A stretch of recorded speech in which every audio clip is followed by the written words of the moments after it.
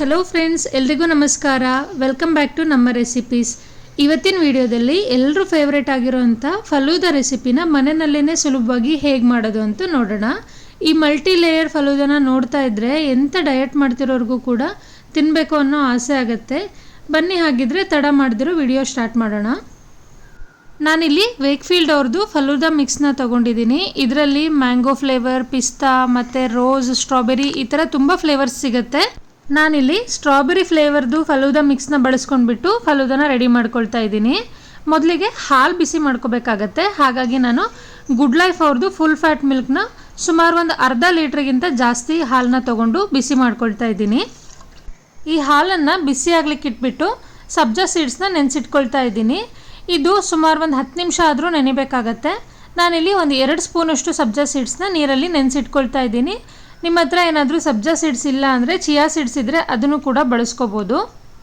ಇದನ್ನು ಪಕ್ಕಕ್ಕೆ ತಿಟ್ಕೊಳ್ತಾ ಇದ್ದೀನಿ. ಹಾಗೆಯೇ ಹಾಲು ಕೂಡ ಚೆನ್ನಾಗಿ ಬಿಸಿಯಾಗಿದೆ. ಇದೇ ಟೈಮಲ್ಲಿ ನಾವು ತೊಗೊಂಡಿರೋವಂಥ ಸ್ಟ್ರಾಬೆರಿ ಫ್ಲೇವರ್ದು ಫಲೂದಾ ಮಿಕ್ಸ್ನ ಇದಕ್ಕೆ ಸೇರಿಸ್ಕೊಳ್ಳೋಣ. ನಿಮಗೆ ಕ್ವಾಂಟಿಟಿ ಎಷ್ಟು ಬೇಕಾಗುತ್ತೆ ನೋಡಿಕೊಂಡು ಮಾಡ್ಕೊಳ್ಳಿ. ಇದು ನಾನು 4 ಮೆಂಬರ್ಸ್ಗೆ ಅಂತ ಮಾಡ್ಕೊಳ್ತಿರೋದು. ಹಾಗಾಗಿ ಈ ಪ್ಯಾಕೆಟಲ್ಲಿರೋ ಮಿಶ್ರಣನ ಪೂರ್ತಿಯಾಗಿ ಸೇರಿಸ್ಕೊಳ್ತಾ ಇದ್ದೀನಿ. ಈಗ ಸುಮಾರು ಇದನ್ನು ಒಂದು 5 ರಿಂದ 6 ನಿಮಿಷ ಕೈ ಬಿಡ್ದೇ ಕಂಟಿನ್ಯೂಸ್ ಆಗಿ ತಿರುಗಿಸ್ತಾ ಇರೋಣ. ಅಷ್ಟರಲ್ಲಿ ಕುದಿಲಿಕ್ಕೆ ಸ್ಟಾರ್ಟ್ ಆಗುತ್ತೆ. ಒಂದ್ಸಲ ಇದು ಕುದಿಲಿಕ್ಕೆ ಸ್ಟಾರ್ಟ್ ಆದರೆ ಈ ಥರ smooth and creamy texture form ಆಗುತ್ತೆ. ನಂತರ ಗ್ಯಾಸ್ ಆಫ್ ಮಾಡಿಬಿಟ್ಟು ಇದು ಸ್ವಲ್ಪ ಬಿಸಿ ಕಡಿಮೆ ಆದಮೇಲೆ ನಂತರ ಫ್ರಿಜ್ಜಲ್ಲಿ ಇಟ್ಬಿಟ್ಟು ಸುಮಾರು ಒಂದು 2 ಅವರ್ ಹಾಗೇ ಬಿಡೋಣ. ಇದನ್ನು ಸರ್ವ್ ಮಾಡಬೇಕಾದ್ರೆ ಕೋಲ್ಡಾಗಿರಬೇಕು, ಹಾಗಾಗಿ ಫ್ರಿಜ್ಜಲ್ಲಿ ಇಡೋದು. ನಂತರ ಒಂದು ಗ್ಲಾಸ್ಗೆ ನಾವು ಫಲೂದಾ ಲೇಯರಿಂಗ್ನ ಸ್ಟಾರ್ಟ್ ಮಾಡ್ಕೊಳ್ಳೋಣ. ಮೊದಲಿಗೆ ನಾನಿಲ್ಲಿ ಜೆಲ್ಲಿ ಕ್ರಿಸ್ಟಲ್ಸ್ನ ಸೇರಿಸ್ಕೊಂಡಿದ್ದೀನಿ. ಜೆಲ್ಲಿ ಕ್ರಿಸ್ಟಲ್ಸ್ನ ಹೇಗೆ ಮಾಡೋದು ಅಂತ ಹಿಂದಿನ ವೀಡಿಯೋದಲ್ಲಿ ಈಗಾಗಲೇ ಅಪ್ಲೋಡ್ ಮಾಡಿದ್ದೀನಿ, ಪ್ಲೀಸ್ ಚೆಕ್ ಮಾಡಿ.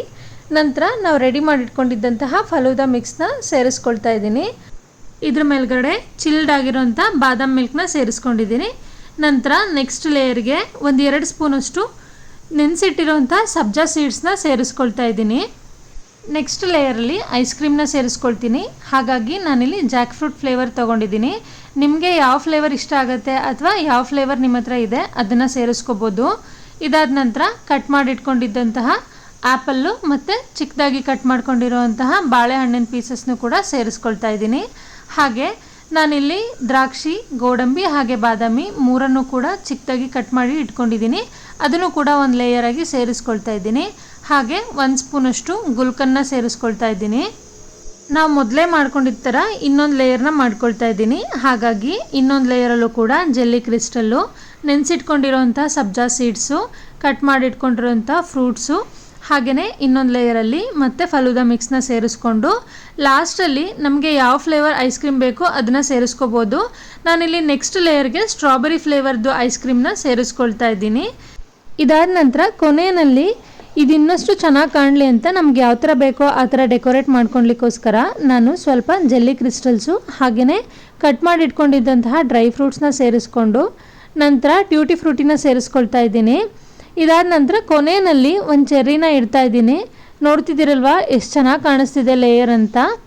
ಈ ಥರ ಫಲೂದಾನ ಹೊರಗಡೆ ತಿನ್ನಬೇಕಂದ್ರೆ ಸುಮಾರು 150 ರಿಂದ 200 ರೂಪಾಯಿ ಕೊಡಬೇಕಾಗತ್ತೆ. ಅದ್ರ ಬದಲಾಗಿ ಮನೆಯಲ್ಲೇ ಮಾಡಿಕೊಂಡ್ರೆ ಮನೆ ಮಂದಿ ಎಲ್ಲ ಇಷ್ಟಪಟ್ಟು ತಿಂತಾರೆ.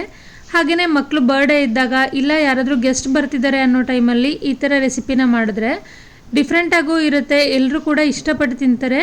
ನೀವು ಕೂಡ ಈ ರೆಸಿಪಿನ ಮನೆಯಲ್ಲಿ ಟ್ರೈ ಮಾಡಿ ಹೇಗೆ ಬಂತು ಅಂತ ಕಮೆಂಟ್ ಮಾಡಿ. ಈ ಥರ ಇನ್ನಷ್ಟು ಇಂಟ್ರೆಸ್ಟಿಂಗ್ ರೆಸಿಪೀಸ್ಗೋಸ್ಕರ ನನ್ನ ಚಾನೆಲ್ನ ಸಬ್ಸ್ಕ್ರೈಬ್ ಮಾಡಿಕೊಂಡು ಸಪೋರ್ಟ್ ಮಾಡಿ. ಮತ್ತೆ ಸಿಗ್ತೀನಿ ಮುಂದಿನ ವೀಡಿಯೋದಲ್ಲಿ ಇನ್ನೊಂದು ಹೊಸ ರೆಸಿಪಿ ಜೊತೆ. Thank you for watching this video.